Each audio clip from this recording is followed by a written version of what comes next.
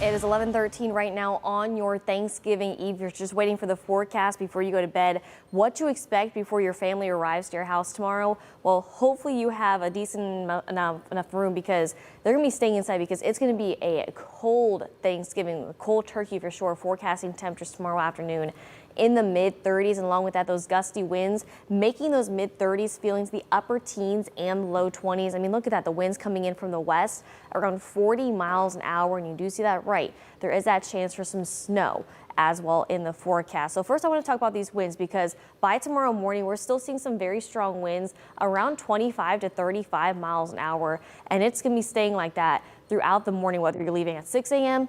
9 a.m., noon. They will pick up just a little bit throughout the afternoon and throughout those nighttime hours. By tomorrow afternoon, seeing wind gusts still around 30 to 40 miles an hour. But I do want to talk about the snow and the cold as well too. So a couple things I want you to see. The white number, these are temperatures. The blue are the feels like temperatures, and of course that precipitation. So overnight into tomorrow morning, a few bands of isolated snow showers are possible, and it's going to stick around like this throughout the entire day. Very hit and miss as far as snow chances go, but that cold is sticking around throughout the morning, afternoon, and also throughout the evening. But eventually some more snow pushes on in overnight, and then early Friday a few more bands of snow will arrive. So as far as accumulation goes, like I mentioned, it really just depends. Some of us could see a trace of snow, a half an inch of snow. Some of us, the further north we are, could see 1, possibly even 2 inches of snow. Again, just depending on where you are. But for us here in Northwest Ohio and Southeast Michigan, actually not seeing a lot compared to our friends in Cleveland, Erie,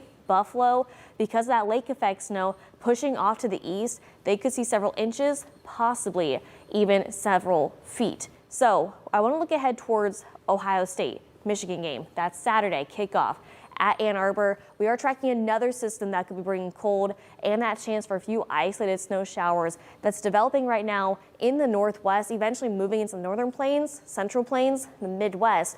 Stopping this Saturday afternoon, Sunday morning, more snow and rain is expected. I know Sunday is a big day. It's the biggest travel day of the year. So if you're listening right now thinking, okay, how long do I stay with my family? Well, that could be the deciding factor. Do I leave early? Do I stay late?